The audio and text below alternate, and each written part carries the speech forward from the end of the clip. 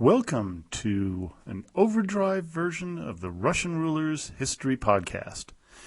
Today's podcast is going to be the continuation of the memoirs from Nikita Khrushchev on what went on between the Soviet Union and China to cause this major schism.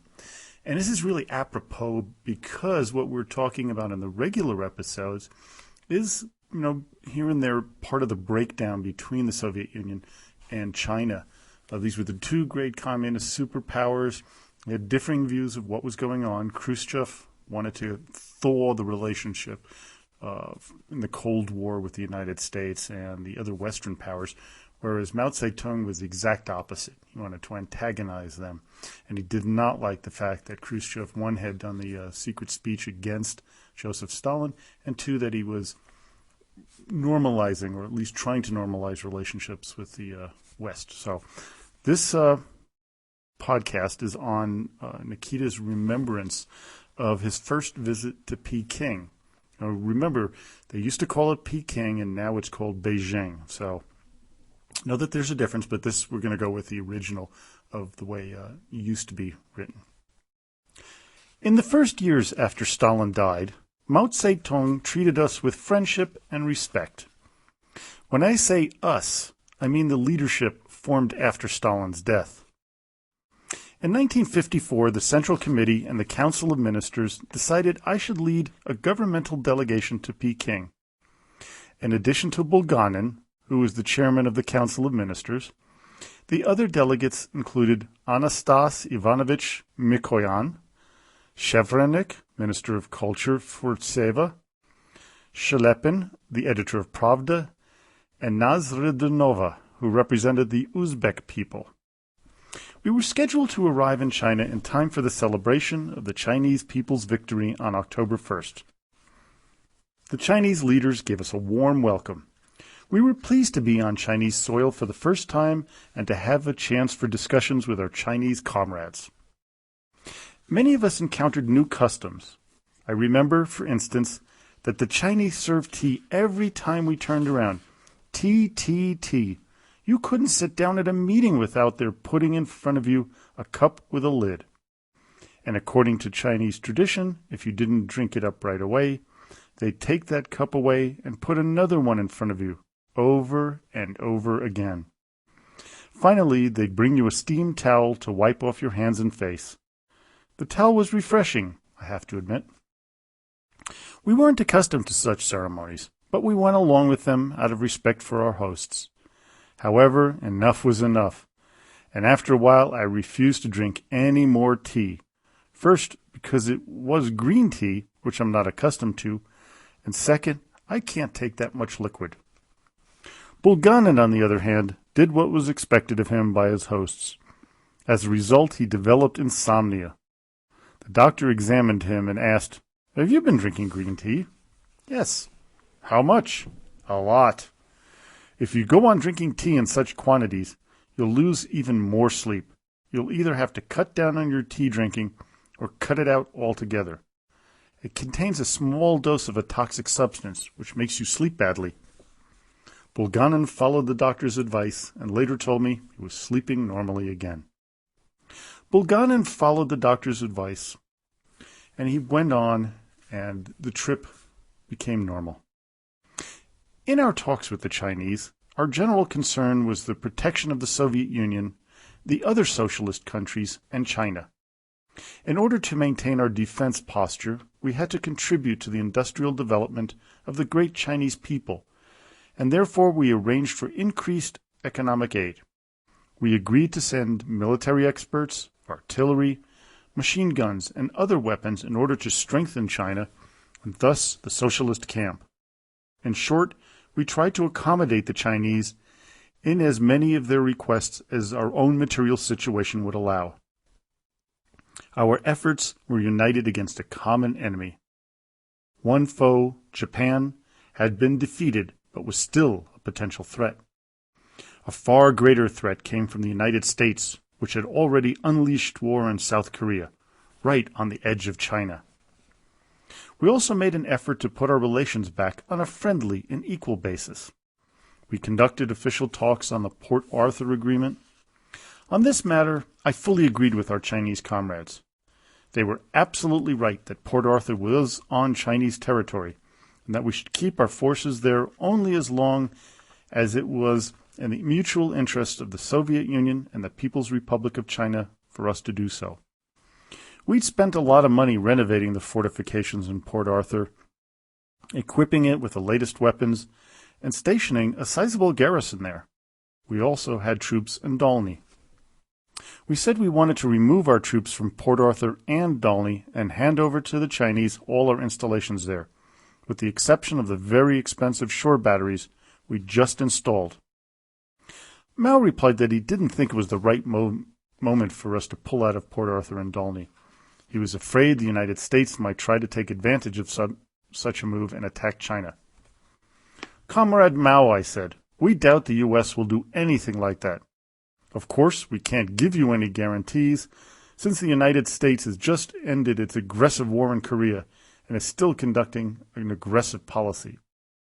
But if we withdrew our forces from Port Arthur, they'd be nearby in Vladivostok, so we could come to the rescue in case you were attacked.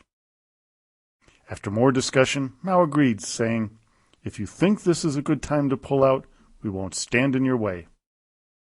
We agreed upon a draft of a new treaty stipulating the withdrawal of our troops. Some time later, Chou Enlai asked us, "What would you think about leaving your heavy artillery behind in Port Arthur?" We wouldn't have minded obliging if the Chinese had been willing to pay for the guns, but Chou asked us to hand them over free.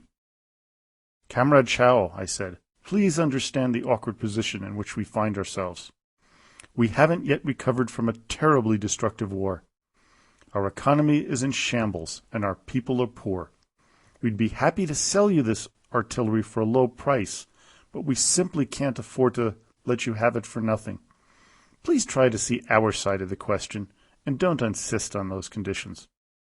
That's where the matter rested. The Chinese didn't raise the subject again. We liquidated the international organizations and the equal treaties between our countries. We gave up our rights to the Chinese-Soviet Railroad in Manchuria. I don't remember whether we just handed it over to them or whether we sold it to them cheaply. But in any event, the Chinese took over the management of the railroad. I believe this was a correct decision on our part. If you don't want to create conflicts with other socialist countries, you shouldn't have your own installations on their territories. The Chinese raised another issue.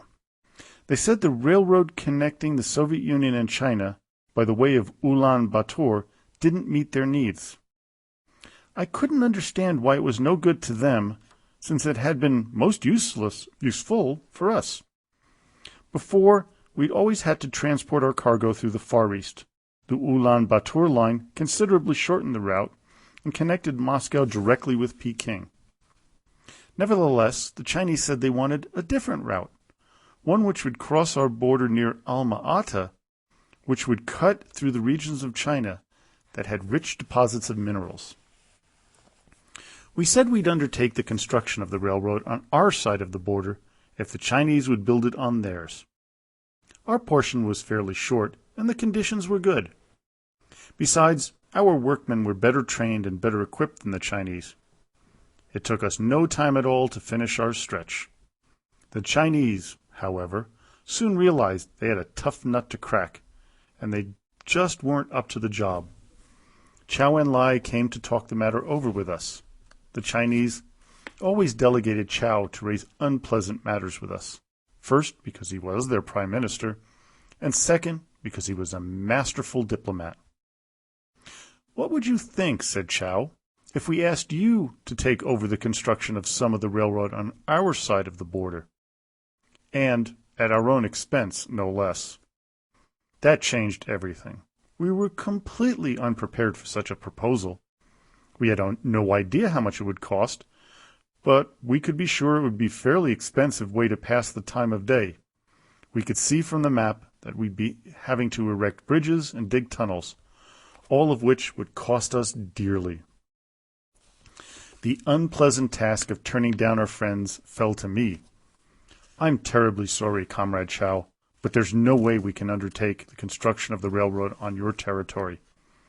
We have too many economic problems of our own. We simply can't afford it. And so the matter was dropped then and there. But our decision to refuse the Chinese request was like another stone on the scales of our relations, and it tipped the balance further against friendship. I knew that financial accounting shouldn't get in the way of friendship, but friendship is one thing, business is another. As long as each government has to serve its own people first and foremost, such disappointments are unavoidable in one country's relations with another. Nevertheless, as I say, the incident added to the strain which was building up between the Soviet Union and China. For our part, we had a proposal to make to the Chinese. We wanted to help them with their severe unemployment problem. At the time, our ministers were of the opinion that we had a labor shortage in Siberia. This was before we realized that we were simply utilizing our own labor force inefficiently, and that in order to tap the riches of Siberia, we had to attract workers from the European part of Russia. We proposed that 1 million or more Chinese workers be sent to Siberia to help us take advantage of the vast timber resources there. Mao's response to our proposal was typical of him, and indicative of what was to come. He really knew how to put us down.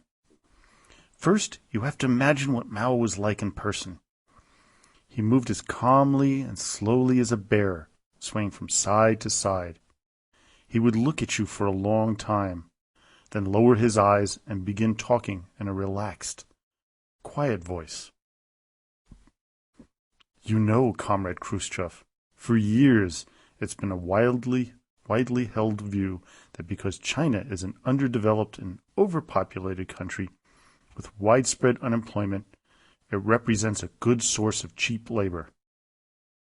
But you know, we Chinese find this attitude very offensive. Coming from you, it's rather embarrassing.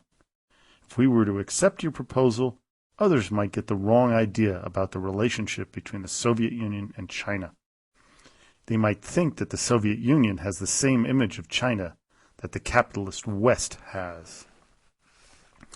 Obviously, Mao wanted to make us sorry we'd raised the question. It was most disagreeable for us to hear him talk this way, especially to hear him compare us to the capitalists. After all, we hadn't beaten around the bush.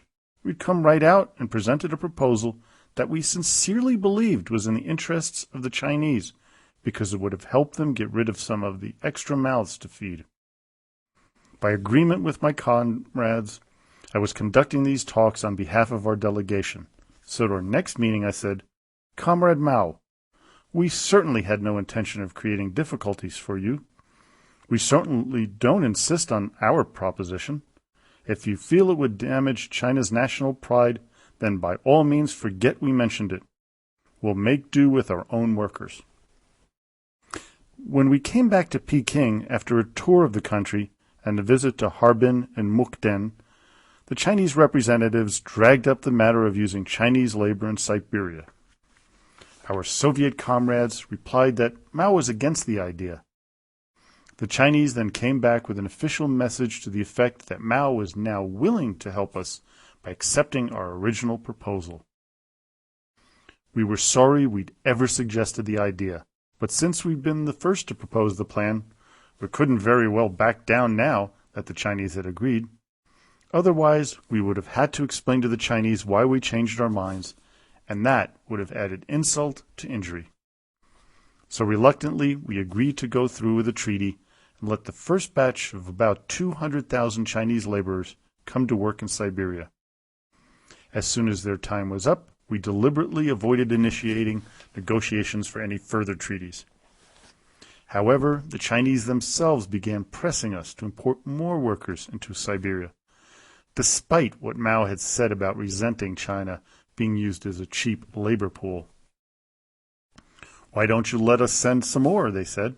Don't be bashful. We're glad to help you. At a later meeting with Mao, I apologized for having overestimated our need to import labor.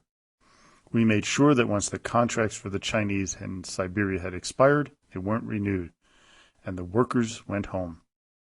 What had the Chinese been up to? I'll tell you. They wanted to occupy Siberia without war. They wanted to penetrate and take over the Siberian economy. They wanted to make sure that the Chinese settlers in Siberia outnumbered Russians and people of other nationalities who lived there.